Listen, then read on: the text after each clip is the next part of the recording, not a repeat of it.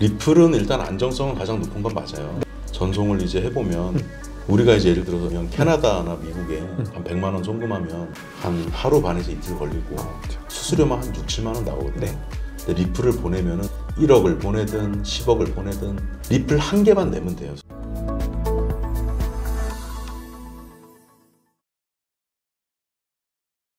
자, 지금 아무래도 또 이제 이런 또 고민들 하시는 분들 계실 것 같아요. 지금 알트코인 펌핑들이 순환매가 이제 일어나고 있잖아요. 그러다 보니까 지금 알트코인에 투자해도 되나요? 이런 질문들과 더불어서 지금 이미 많이 투자를 하고 계십니다. 자, 알트코인 투자 시점 어떻게 보시나요?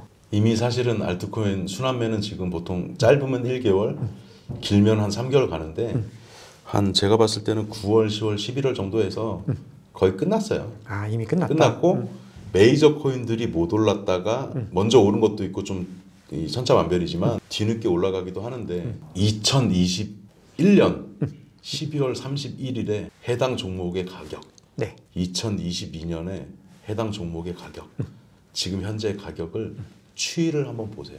최소 3년은. 그러면 그 세 지점만 딱 보셔도 제가 말씀드릴게요. 트론을 예를 들어 드릴게요. 아, 트론을 때. 자, 트론이 가격 방어력이 좋았어요. 아, 좋았죠. 트론이 좋다는 얘기가 아니에요. 아, 무슨 말씀이지? 네. 지금 제가 분석한 것 중에 3년치를 봤을 때 조금 100위권 안에 드는 것 중에서 비트코인보다 가격이 올라가 있는 건 트론밖에 없죠. 아, 정말요? 네. 그 사람들이 잘 모르실 거예요. 네, 그게 왜 그러냐면 이런 거예요. 자, 비트코인이 2천만 원에서 6천만 원 됐으면 3배가 됐잖아요. 네. 그럼 트론도 만약에 100원이었으면 300원 정도 되면 되잖아요. 트론은 그거보다 더 위에 있어요. 예전에 덜 떨어져 가지고. 자, 그러면 이제 우리가 어떤 걸 고민해야 되냐면 두 가지 이슈인데 트론이 그동안 방어를 잘했으니까 더 상승할까? 아니면 트론은 까일 때 더 똑같이 까였다가 올랐어야지 혼자 안 빠졌잖아. 네. 그럼 힘을 많이 이미 썼잖아요. 네.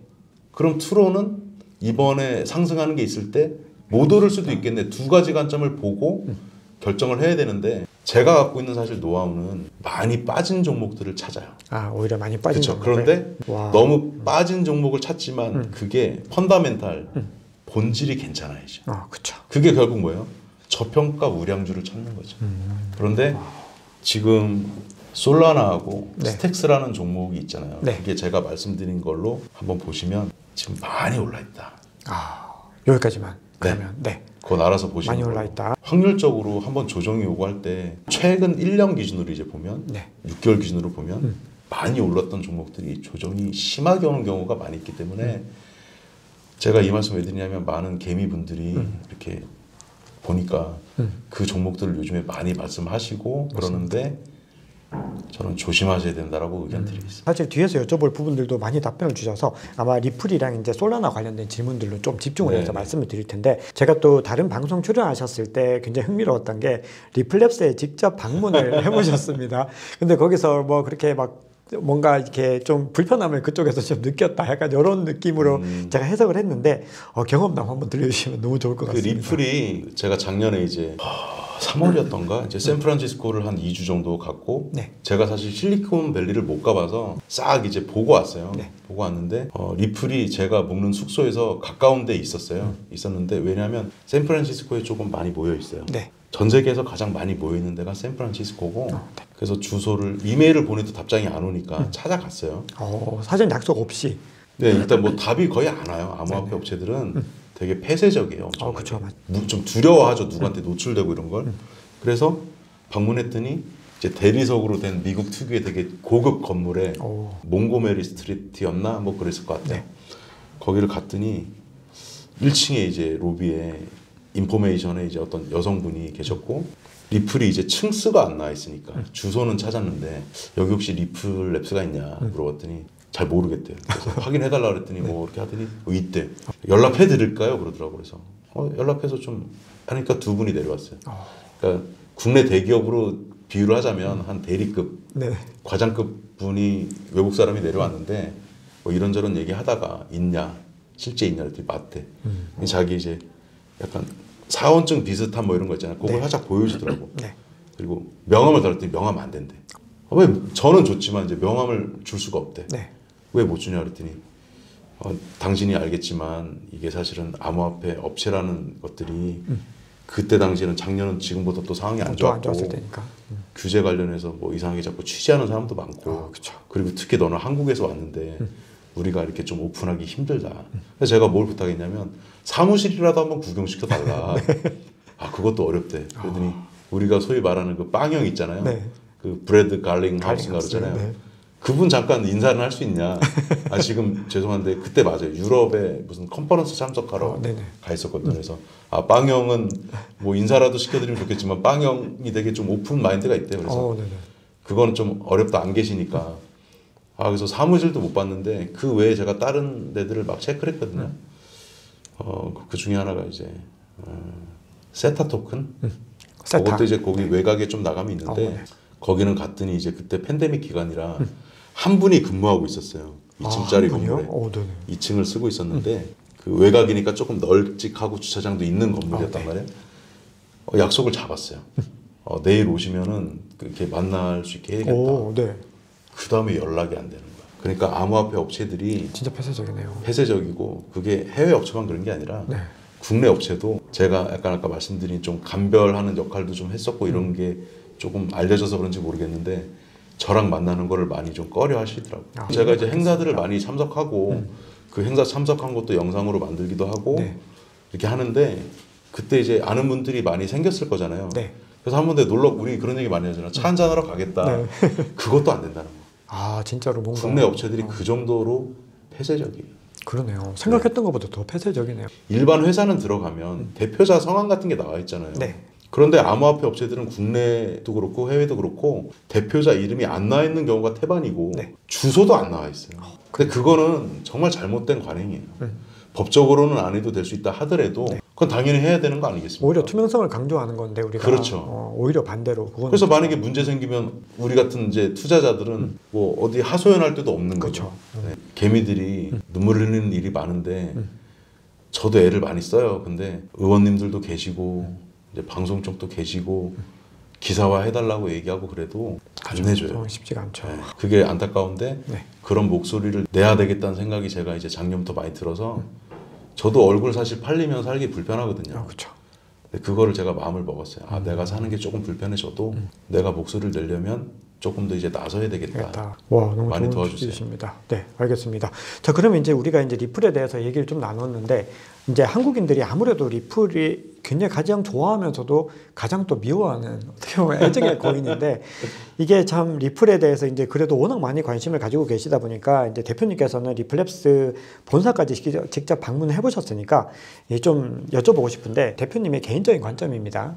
리플 프로젝트 어떻게 보시나요? 리플은 일단 안정성은 가장 높은 건 맞아요. 네. 맞고 전송을 이제 해보면 우리가 이제 예를 들어 보면 캐나다나 미국에 한 100만 원 송금하면 한 하루 반에서 이틀 걸리고 그렇죠. 수수료만 한 6, 7만 원 나오거든요. 네. 근데 리플을 보내면은 홍보하는 게 아니라 1억을 보내든 10억을 보내든 리플이 지금 뭐 880원이라 그러면 리플 한 개만 내면 돼요. 수수료를 그 위에 변동이 없었으면. 네. 그리고 속도도 뭐 한 2분 3분 안에 보통 가고 네. 비트코인은 좀 그런 면에서 조금 아쉬움이 있지만 그렇죠. 리플과 그 부분에서는 네. 시간이 비트코인은 제가 테스트해 보면 편차가 너무 커요. 어떤데 1시간 있다 올 때도 있고 그러면 사람은 1시간 동안에 만약에 돈 1,000만 원 보냈으면 이제 안절부절 못하고 애간장 다 타죠. 저는 이제 소액으로 물론 테스트를 네. 이제 해봤지만 이제 고액도 좀 해본 적이 있어요. 일부러 소액 일따랑 고액 일따가 달라지는지를 봐야 되니까. 네네 그렇죠. 근데 한 2시간 안 오면은 막 그랬는데 다시 돌아와서 그리고 이제 리플은 사실은 비트코인하고 비슷하게 약간 기축이라고 할 수 있는 비트코인을 좀 서포트하는 역할도 크고 좀 그런 역할이 있잖아요. 네네. 그래서 그렇죠. 리플이 예전에 뭐 스웰이라고 행사할 때 좀 전에 펌핑이 좀 이제 2-3배 정도 오르고 이런 게 있었는데 최근에는 그것도 없어졌어요. 그쵸. 없어졌고 그래서 저는 사실은 뭐 리플로 그렇게 크게 수익 내는 거는 그렇게 권하고 싶진 않고 그냥 좀 안정감 있게 보시면 되고 오히려 사실 리플하고 남매 관계 리플이 이제 오빠면은 이 여동생이 스텔라 루멘이 스텔라 있는데 루멘. 사실 이제 한 5-6km 떨어진 데 있어요. 좀 전혀 다른 성격의 네.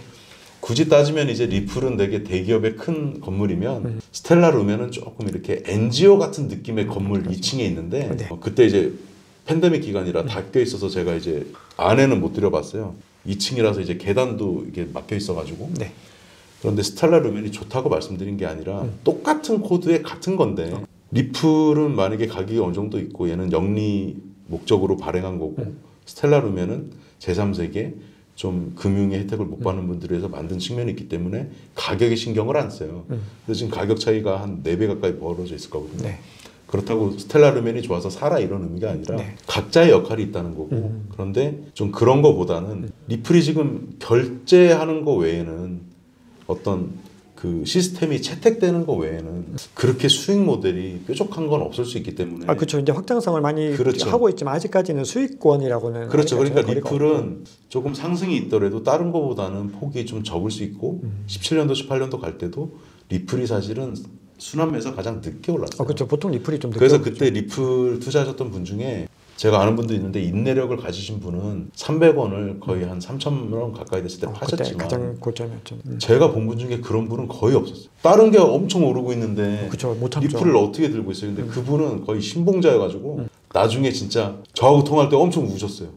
너무 이거 기다린 거. 너무 기쁘니까 내가 남들한테 그렇게 과시를 받았는데 결국 나도 10배 먹었다 약간 이런 거. 뭐 그런데 이제 제가 리플을 너무 이렇게 안 좋게 얘기한 게 아니라 자 리플처럼 오래된 암호화폐가 있고 또 2020년 정도 21년에서 그게 꼭 좋다는 게 아니에요. 최근에 이제 그 블록체인 행사를 다녀보면 옛날 그런 암호화폐들은 잘 안 와요. 네.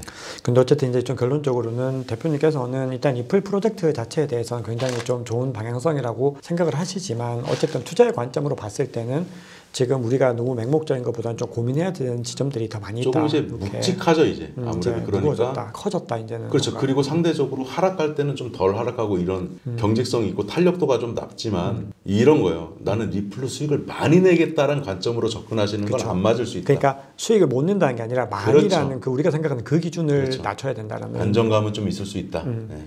네네. 무슨 말씀인지 알겠습니다. 자, 그러면 이제 솔라나 얘기를 이제 좀 특정 종목은 리플 솔라나 정도만 얘기를 하겠습니다. 이더리움은 또 많이들 다뤄주셔가지고. 이더리움은 이렇게 보시면 돼요. 이더리움이 이제 제가 채굴도 했었다 그랬잖아요. 네네, 맞습니다. 그게 이제 그 POW에서 이제 POS 이제 스테이킹으로 바뀌어서 전환해버렸죠. 네. 이더리움을 갖고 있는 사람들한테 이제 나눠주자로 이제 바뀌었는데 네. 그래서 이더리움 때문에 이제 채굴 업체가 상당히 망한 데들이 있을 거고 네. 왜냐면 기계가 전 종목이 채굴되는 게 아니고 네. 이건 이더리움은 되는데 다른 거 안 되고 이래서 그 업체들은 기계를 바꿔야 되는 이슈가 있었을 거예요. 다른 걸로. 그런데 이더리움 같은 경우는 이제 지금 우리가 트랜잭션 할 때 보낼 때 가스피라는 걸 냈는데 엄청 비쌌다가 너무 욕을 많이 먹고 이러니까 가격을 지금은 많이 낮춰놨지만 이더리움이 몸집도 큰데다가 이더리움이 할 수 있는 역할은 ERC20이라고 그래가지고 다른 이제 코인들을 만들어주게 하는 또 얘가 이제 어머니 같은 역할을 하잖아요. 근데 왜 그동안 이더리움이 많이 못 올랐냐면 ICO를 할 때 다 이더리움으로 했잖아요. 그렇죠. 네. 그러니까 어떤 그 소위 A라는 뭐 암호화폐가 있다. 얘가 ICO 할 때 만약에 100억을 받았다. 그거 다 이더리움으로 받았단 말이에요. 그렇죠. 그게 엄청 쌓여 있으니까 그래서 이더리움이 그 사람들은 그걸 팔아야지 그렇죠. 뭔가 활용할 수 있는 게 되니까 이더리움은 매도할 수 있는 사람들이 너무 많았던 거야. 그렇죠. 이제 어떤 기술적인 관점보다는 지금 현재 투자의 관점으로 봤을 그렇죠. 때 어떤 그런 물량들에 대한 부분인데 어쨌든 투자에서는 그 부분이 또 굉장히 중요한 부분들이기 때문에 말씀 잘 들었습니다. 그냥 제가 이제 직설적으로 말씀드리면 비트코인이 지금 가격이면 이더리움은 저는 항상 생각하는 게 뭐냐면 공식은 아니지만 비트코인의 10분의 1 가격은 가야 된다고 생각하거든요. 10분의 1 가격이요? 예를 들면 비트코인이 예전부터 데이터치를 보면 비트코인이 시가총액이 6천만 아니라 원이면 가격으로. 네네. 이더리움은 한 600원 정도는 가야지 저는 적정 가격이라고 보는데 왜 300만 원밖에 안 되냐면 지금 한 310만 원? 그쵸. 제가 말씀드린 이유가 저는 가장 크다고 봐요. 다 ICO 할 때 재단들이 이더로 받았으니까 이더를 그때 100억어치 이더를 받은 거 다 바로 팔지는 못해요. 네, 맞습니다. 이제 필요할 때 10억 팔아서 저 이거 팔아서 무슨 일 합니다. 이걸 해야 되는데 그 팔 물량들이 어마어마하게 많이 아직도 있다.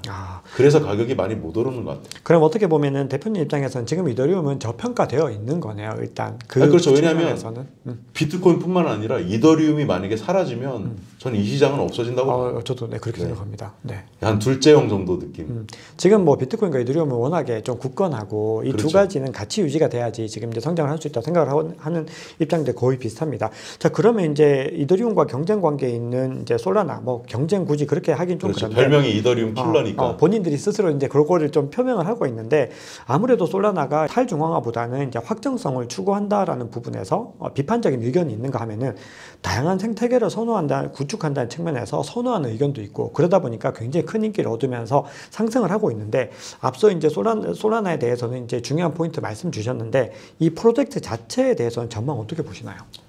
그 작년에 있었던 일을 좀 말씀드리면 네. 솔라나가 이제 FTX랑 우리 소위 묻었다 표현하잖아요. 네. 알라메다 리서치에서 너무 솔라나에 투자하는 비중이 높았고 거의 FTX 코인이다 정도 돼 있었고 네, 그때는 그랬는데 또 작년에 뭔 일이 있었냐면 솔라나가 실수를 많이 해가지고 뭐 코드 에러 같은 게 있어서 이슈가 몇 번 일어났고 그쵸, 셧다운 몇번 그래서 있었죠. 네.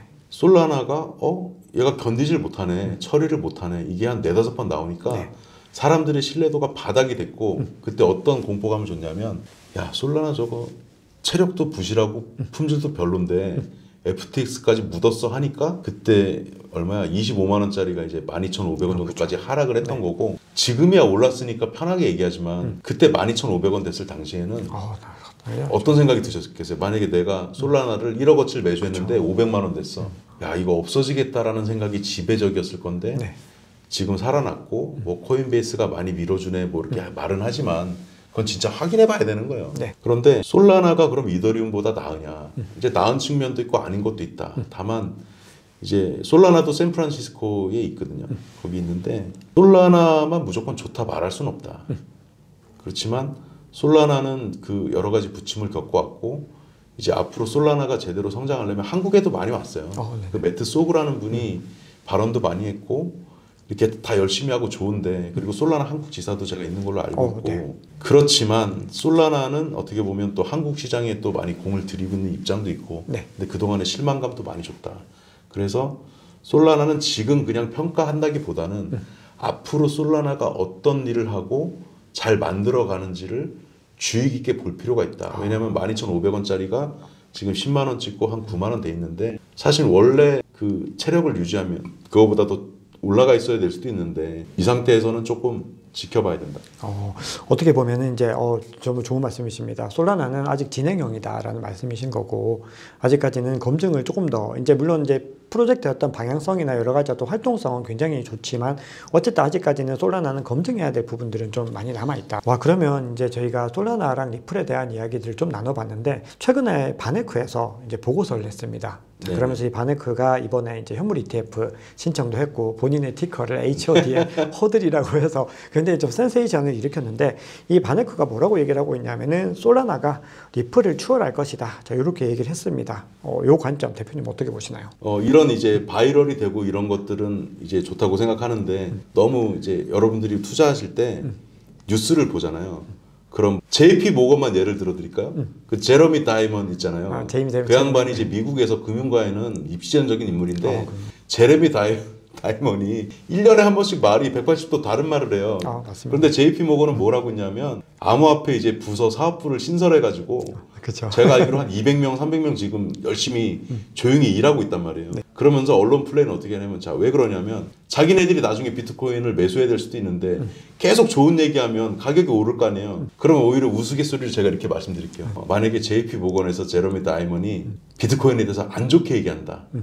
그럼 저놈들이 살려고 지금 얘기하나 이렇게 볼 수도 있고 네. 막 좋게 얘기한다 그러면 저놈들이 이제 비트코인을 한번 단기 차익을 내고 팔려고 좋은 얘기하나 할 수도 있기 때문에 우리가 뉴스를 항상 올곧게만 볼 게 아니라 네.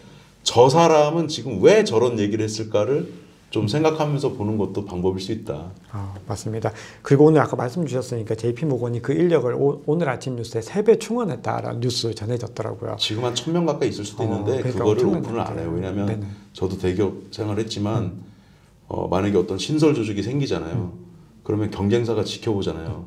그럼 물어봐요. 그럼 만약에 뭐 예를 들어서 뭐 일본 시장 진출하기 위해서 조직을 니네 어떻게 꾸렸어? 어떤 팀이 있어? 이런 게 막 관심사란 말이에요. 네. 그거 얘기해 줍니까? 안 하죠. 절대 얘기 안 그렇죠. 해주죠. 기밀인데 정말 중요한 얘기들인데 조용히 준비하죠. 조용히. 그렇죠. 좀 은밀하게 했다가 중요한 순간에 빵 터뜨리는 거죠. 아, 그렇죠. 그러면 이제 3부 마지막 질문으로 어떻게 보면 이제 가장 근본적인 질문이라고 볼 수 있는데 우리가 이제 지금 이제 시장이 굉장히 중요한 기점에 놓여 있는데 이 장기적으로 이 가상자산 시장을 이끌 핵심적인 요소는 대표님 뭐라고 보시나요? 저희가 이제 의원님들을 보면 300명이거든요. 국회의원분들이. 그중에 이제 블록체인 법안 만드시는 분들이 12분 계시고요. 네. 저도 그중에 이제 여러분은 응원차원에서 후원도 좀 해드리고 네. 자문도 좀 드리고 또 제안도 드리고 그래요. 그런데 조금 안타까운 건 뭐냐면은 속 터지는 거예요. 저거 12분이 모여가지고 법안 하나 내고 이러면 좋은데 왜 그게 힘드냐면 각자 의원님별로 1년에 몇 건 법안을 내야 되는 게 있으니까 12분이 법안을 내면 A-1, A-2, A-12 법안이 나와요. 그중에 또 이게 또 조합돼서 나오고 뭐 이러는데 그러다 보니까 진척도 잘 안 되고 그걸 저는 빨리 좀 해야지 우리 같은 투자자들이 마음 편하게 투자할 수 있고 그래서 하는 건데 그래서 정치권에 계신 분들은 좀 법안을 지금 많이 만들고 있지만 너무 지금 6, 7년 동안 늦어졌어요. 이걸 해주셔야 그 다음에 증권사나 투자자 이런 데서도 그 법이 있어야 뭘 이제 뭐 STO 관련해서 만들 수도 있고 펀드도 만들 수 있고 이런 길이 열릴 거고 그 다음에 개인적으로 또 투자하시는 분들한테는 또 안정감 있게 뭐 세금을 얼마를 내야 되는 거야 부터 시작해서 그런 것들이 갖춰질 텐데 가장 중요한 거는 법이 먼저 있어야 된다. 그리고 민간 이제 기업이나 이런 데들이 따라가고 그래야지 그 일반 이렇게 소비재 기업 같은 데 있잖아요. 거기도 뭐 블록체인 도입해서 뭐 하고 싶고 이런데 제가 파악한 바로는 그냥 관망하고 있어요. 왜냐하면 법이 없는 것들을 대기업이 함부로 뭘 할 수가 없단 말이에요. 그렇게 되는 시간이 좀 빨리 왔으면 좋겠습니다. 어떻게 보면 이제 규제나 이제 법안들이 빨리 정리가 돼야지 우리가 또 한 발짝 갈 수 있다라는 진짜 좋은 말씀 감사합니다. 자, 그럼 이제 마무리 질문 드리겠습니다. 저희가 원래는 지금 현 시점에서 1억이 있으면 어떻게 투자하시겠느냐 이렇게 질문을 드리는데 또 1억은 또 이게 너무 많다고 느끼시는 분들도 계실 것 같아서 지금 한 3천만 원 정도가 있으시면은 요 코인을 어디에 어떻게 현 시점에서 투자를 하실 건가요? 이 시점하고 이제 같이 드리면 제가 아까 2천만 원이 6천만 원 됐고 지금 이 언저리에 있으면 지금 만약에 매수를 해서 이게 8천만 원 1억이 돼야 수익이 나잖아요. 비트코인으로.